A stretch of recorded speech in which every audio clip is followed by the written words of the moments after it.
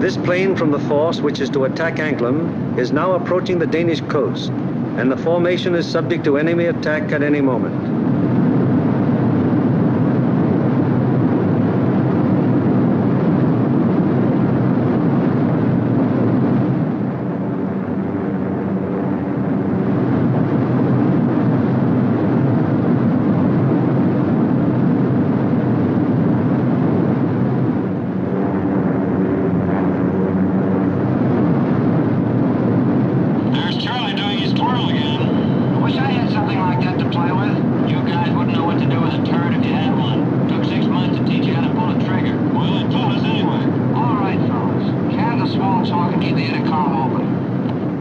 It is now 10:30 hours, and Denmark has been penetrated to some distance without any great opposition as yet.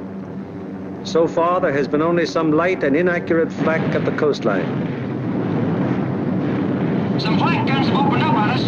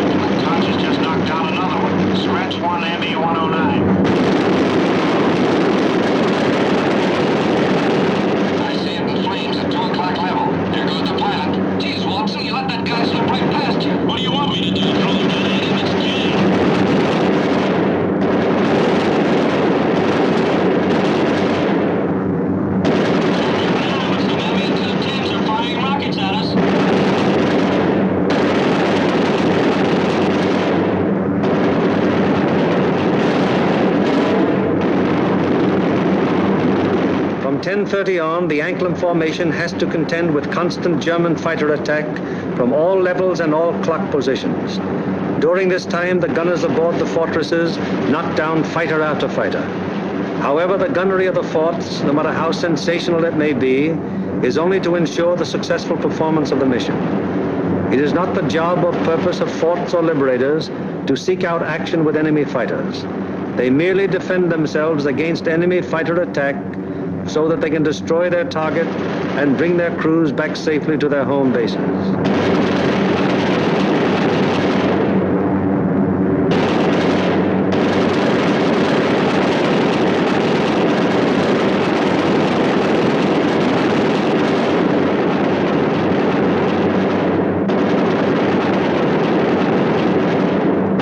An anxious moment comes now for the lead navigator and bombardier. The formation is approaching the initial point. That is the point where the wing will turn off and make its bombing run on the target. Upon proper navigation to this point may rest the success of the entire mission. Pilot to left waist gunner.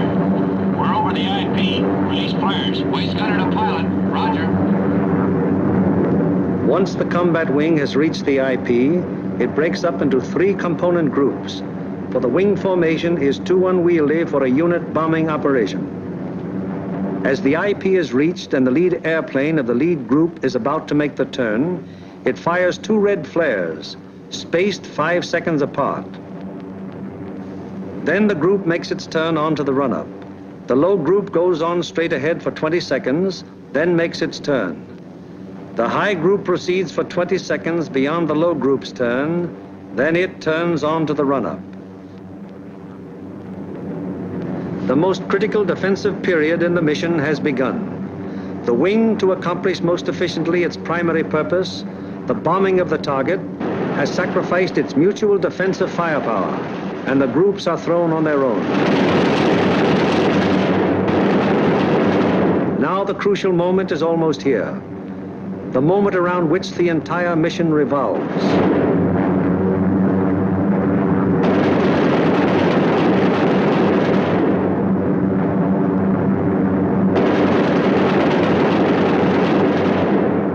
Pilot to bombardier.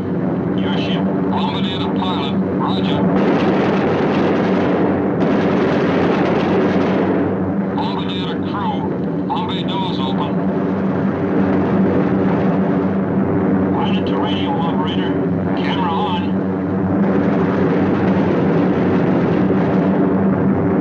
The bomb bay doors open, the group is committed to its attack.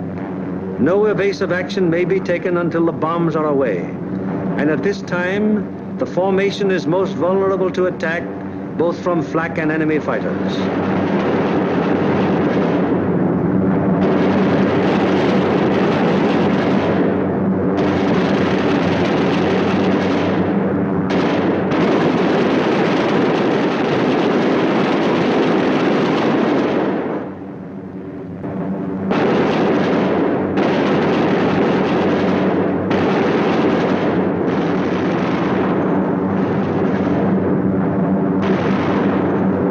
Bombs away.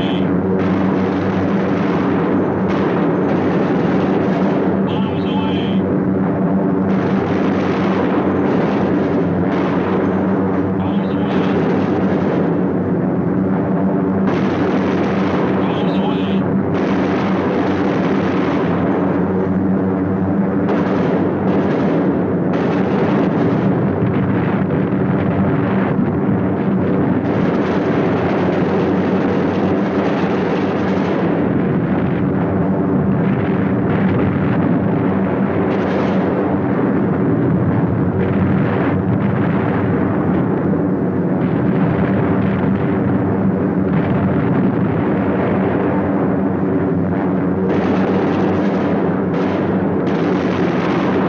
At Marienburg, an hour later, the second task force comes over the target.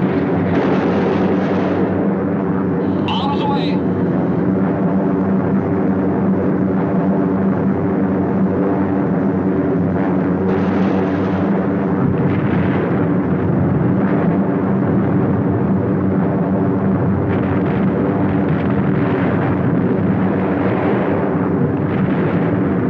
The third task force comes over its target at Danzig. Bombs away.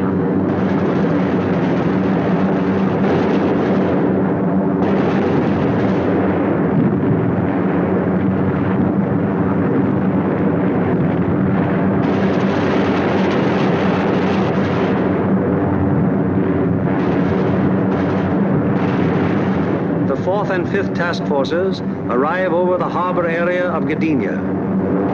Bombs away.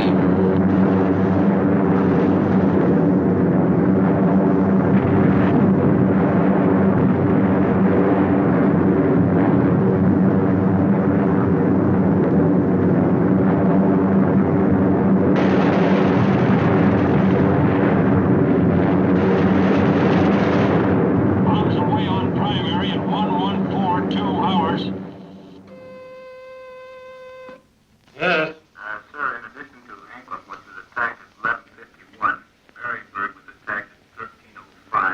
It is standard procedure for the group leader to inform Bomber Command the moment the target has been attacked. Bomber Command, in turn, promptly informs the commanding general of the 8th Air Force. General Aker, I have the additional information. I reported to you that Anklam was attacked. Well, all primaries were attacked. We received strike messages on all primaries. Danzig at 1307, Marienburg at 1305, and Gdynia at 1311. Yes?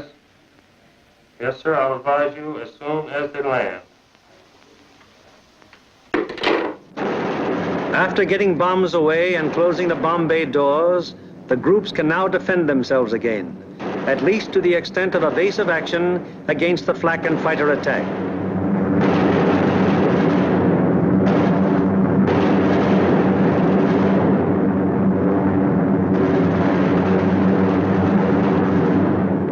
The lead group flies a straight course for 15 seconds before turning off to the rally point. The lead group then proceeds to the rally point at an indicated airspeed of 155 miles per hour, making S-turns meanwhile to permit the trailing groups to catch up. The lead group crosses the rally point at a height 1,000 feet lower than bombing altitude. The succeeding groups will close with the lead group as quickly as possible to regain the defensive combat wing formation. The following groups need not necessarily pass exactly over the rally point in regaining wing formation. In the meanwhile, the marauders take off to fulfill their part in the day's operation.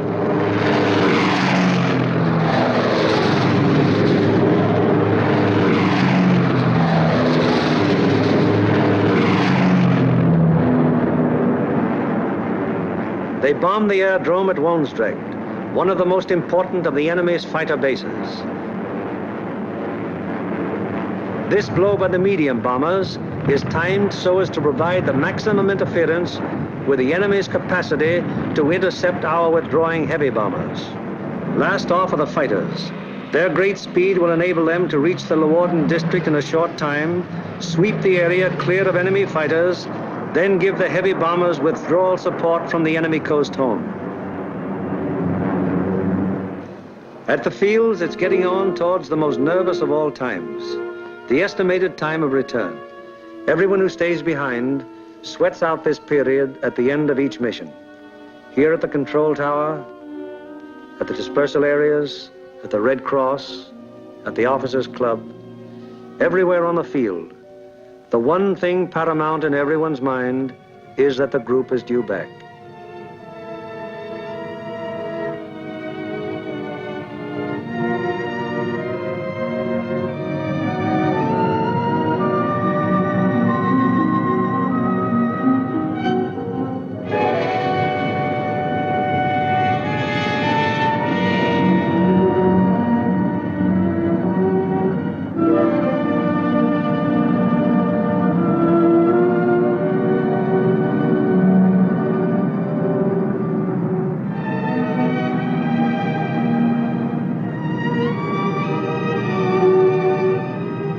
Went out to attack the target.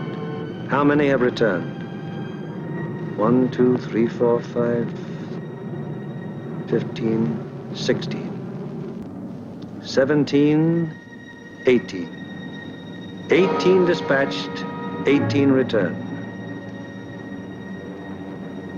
23 dispatched,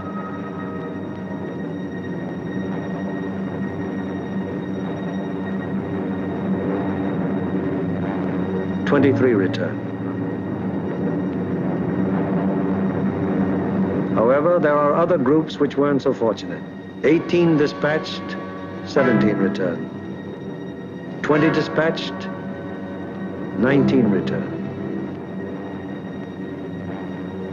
20 dispatched, 14 returned. 19 dispatched, 18 returned. 20 dispatched, 10 returned. 18 dispatched, 8 returned.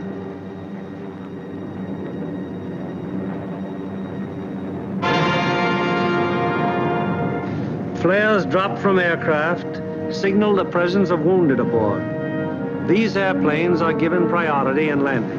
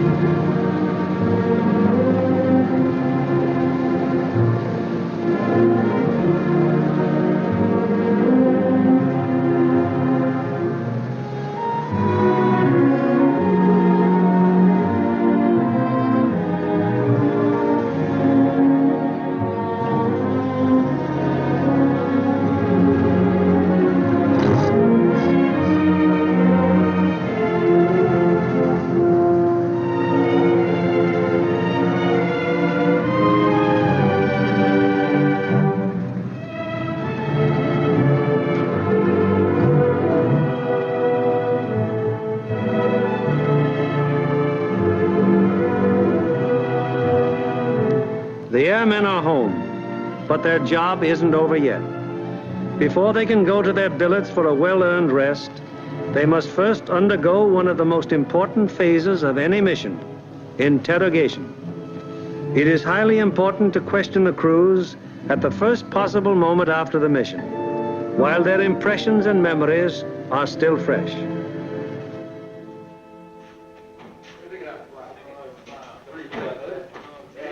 Crews who have anything of immediate importance to report go at once to the hot newsroom. Hello, boys. How are they? Well, kind of long, but not too rough. Best bombing job we've ever done. Good, good. Somebody in trouble? Yeah, we saw a 1B-17 go down there just before we made landfall. Where was that?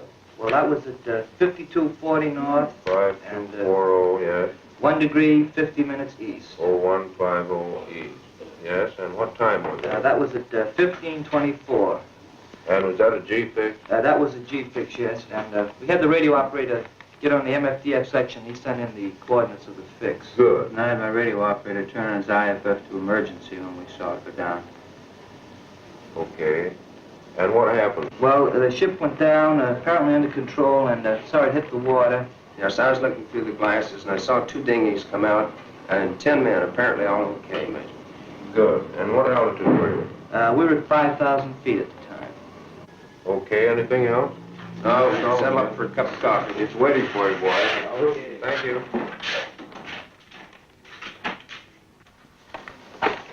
Third Division, please. Smitty, I got a B-17 crew down the dinghy. Thanks, Bill. 16 group, please. Special aircraft priority. Flight control, please. 16, bomb division here. We have a B-17 reported fixed at 52 degrees, 30 minutes north, 1 degree, 30 minutes east. That's right. He was seen to ditch, yes. He was seen to ditch at 15:24 hours by the reporting aircraft. 2 dinghies were seen to break out, and 10 men got into them. The reporting aircraft is at 5,000 feet. Yes, that position's an MF fixed. Okay, 16. Thank you.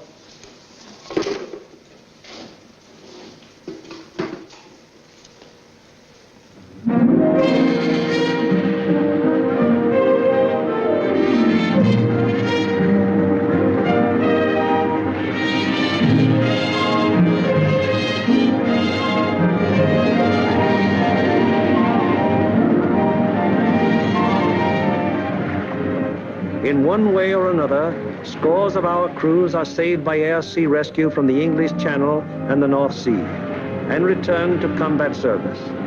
Aside from human values, a trained fortress crew is even more valuable than the plane they man. And the work of the air-sea rescue unit has been of enormous value to the 8th Air Force. The hungry crews are fed enough to hold them until they can be interrogated and get to their regular chow. These men are from the groups that went to Anklam. What time did you go over the target? At 11:43 hours. We went in at 12,000 feet. Did you get your bombs on the target? Yeah. What about enemy fighter opposition? Well, that's something we should not discuss. Really? Well, let's get some of the details. Where did it begin, Paul? Well, they first jumped us at 10:30 there just off the Danish coast. And how long did the attack continue? They stayed with us to the target and until 13:27. Then at 13:45, we had another group attack and stayed until 14:05. We had a couple more attacks, and the last one was at 15:26, just off the Danish coast coming out. And about how many enemy fighters did you see? Well, I don't know how many of them might have been repeated, but I saw 60 or 70 myself. I couldn't keep track of them, sir, but I counted about 65. I stopped trying to count when I got to 50, sir. Well, do you think it'd be accurate to say then that your ship saw between 65 and 80 enemy aircraft? Yeah, that's right. What type of enemy aircraft did you encounter? Well, from what I could see from the tail, they threw the book at us. FW-19s, ME-109s, 110s, 210s, Dorniers, even Ju-87s and 88s. I saw a couple of Focke-Wulf 189s, at least 2 Heinkel 111s. What positions did they attack from? Oh, they came from all over the place. Fighters are pressing home their attacks from 300 to 400 yards. Would you characterize these attacks as determined? Determined? Oh. Brother, you can say that again. No, I think those guys are really trying to shoot us down. I wouldn't be surprised. How would you describe the enemy fighter tactics? Well, I describe them as murderous. Yes, they usually attacked in formation to queue up about 300 or 400 yards away, 12, 13 single-engine fighters, come barreling right through the formation. How'd the twin-engine fighters react? They stayed out to the side and above, just out of the range of our guns and shot cannons and rockets at us. Then they'd queue up and press home a regular fighter attack. What caliber would you say the cannons were? My guess would be 37 millimeters. What do you think, Adam? What about the rockets? We shot a lot of them. I didn't actually see any hit our formation, but they weren't doing us any good. I saw one of them blow a wing off the 17 below and ahead of us. They started to spin in. Any shoots? No, sir, I didn't see any. Where was this? Over the target, right after we talked about bombs. Fellas, notice any distinctive markings on the enemy aircraft? Yeah. Oh, quite a few. There are a number of FW-190s, mostly yellow noses, some white noses. No red nose. No, I didn't see any. Boy, those yellow-nosed boys really come in close, don't they? Did you see that one come right on our left wing? Yeah, I saw a 109 with black and white diagonal markings under the wings. Black and white. I had white nose. All right. Yeah. Getting back to those rockets, I believe that Jerry can reload his rocket guns from inside the ship. I think you can. That'd be my guess, too. I saw at least 9 bursts from rocket guns on one ME-210. 9 bursts. All right. Talking about 210s, there was one that came in and shot a cluster. It looked like clay pigeons to me. Say, those things look like baseballs to me. Can you describe that more fully? How did they react? Well, they didn't look like baseballs. It was more like streamlined and smoked all the way down, but they didn't explode. Didn't explode, huh? No. What about planes? I knocked down 2. They were making attacks about 5 o'clock level. Yeah, I saw them. One of them blew up in the air, and the other one went down in flames. The pilot of the second one bailed out. That was at 11:44. We were right over the IP. Were any other guns firing at these planes? No, sir. These were my babies. Any more? Yes, sir. I got one destroyed and one probable. I knocked a 210 down right over the target. The plane exploded in the air. I got a burst at a 110, and it started down in flames. I couldn't see whether it went all the way down or not. We were under constant attack. Bombing results and enemy fighter reaction are only one phase of the interrogation. The enemy's anti-aircraft defenses, their concentration and their accuracy are also matters of great interest to the interrogators. The group of the 2nd Division, which went to Danzig. How would you describe the flak en route to the target? From the coast to the target, it was meager and inaccurate as to height and deflection. Over the target, it was still meager, but pretty accurate as to height and deflection. Is that how the rest of you fellows would describe it? What about on the way back? Well, it was meager and inaccurate, except now when we crossed the coast. They threw up a box barrage that was pretty accurate as to height. In fact, it was good as to altitude, but the deflection was a little off. The first burst hit about 100 yards ahead of the lead plane, and we felt the concussion of it, right? We got a couple of flak holes in the fuselage right around my gun position. Any other battle damage? A couple of flak holes in the nose. First is 303 in the number 4 engine. Got an oil line. What was your altitude when this box barrage almost caught you? 21,500 feet. Did any of you notice anything unusual or peculiar about the flak burst? No, it looked like the same old black flak to me. What's the 6th we have seen her? Also valuable to the interrogator is any intelligence that might be picked up by the crews en route to or from the target. Such observations may be completely incidental to the mission, but can prove to be of great value at another time when another target is being attacked. Let's find out what the force attacking Marienburg discovered on their way to and from the target. This smoke screen at Danzig, where did that emanate from? Well, it looked like to me it was coming from off of floats and boats here with smudge spots on them, anchored just a little ways off the coast. Yeah, Ernie, they were shooting it up from the ground, too, and it get up so high and burst and mushroom out. Would you say it was effective? Well, we didn't pass right over the city itself, so we couldn't say definitely, but it looked like to me it'd be pretty doggone effective. It's all right. You see anything else? Yeah, there's a new airport about 2 miles below Danzig there, south of Danzig. What'd it look like? Pretty large airport with grass runways and a lot of construction at the south end. I seen another one there at Puck. It seemed like it's building runways and some buildings, new buildings like they're quite not to be hangars. Okay. Now, how about military installations? Did you see any of those? Well, south of Stadtdorf in East Prussia, we saw some installations that might have been fortifications. They were large rectangular buildings with red tops. Yeah, there were 2 rows of 4. 4 buildings each? Yes. Good deal. Here in the dark room, the strike photos of the targets brought back by the returning planes of the group are developed and printed with all possible speed so that experts of Bomber Command can assess the damage done. Coming in from planes of every group participating in the various raids and interpreted and appraised by trained photo interpreters, these pictures will give Bomber Command an excellent idea as to exactly what parts of the various targets were hit and how severely. Here, as seen in these pictures taken the following day by photo reconnaissance planes, severe damage has been inflicted on all the major and most of the minor buildings of the Arado factory at Anklam. This is a strike photo showing how Danzig looked during the attack. Very extensive damage has been suffered in the harbor area. Here is an annotated PRU picture of Gdynia as it appeared after the attack.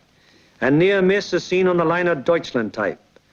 The transatlantic liner Stuttgart does not appear in this picture, although she was seen afire and in the hands of tugboats immediately after the attack, as these strike photos reveal. Aside from the Stuttgart, several ships in the South Basin have been sunk or damaged, including the liner Oceania. Shore engines are also heavily hit. At Marienburg, the PRU photo discloses that the damage was exceptionally severe, almost every building having been destroyed or seriously affected. General Arnold has characterized this attack as the greatest example of precision bombing on record. Other targets will be as thoroughly destroyed.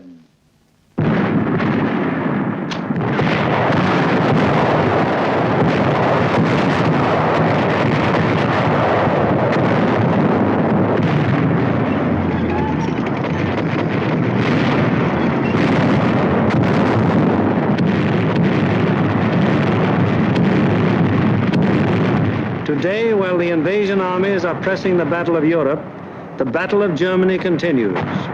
Day by day, whenever weather permits, heavy bombers roar out over the heads of the advancing ground forces, blasting away systematically at vital industrial installations hundreds of miles to the rear of the enemy lines. Now, in contrast to earlier days of strategic bombing, when forts and liberators fought their way alone, fleets of long-range fighters, Mustangs, Thunderbolts, Lightnings, convoy the big bombers all the way to their targets, targets which may be anywhere in German-occupied Europe. The flood of supplies, so necessary to the survival of an army or a nation, synthetic rubber, steel, food, fuel, textiles, this flood is gradually being reduced to a trickle. And finally, even this thin, inadequate stream will die away. Then the German armies in the field and the German workers on the home front will have no food for their stomachs, no clothing for their bodies, no metals for their machines, and no fuel with which to run them. Then the Battle of Germany will be won, and with it, the Battle of Europe.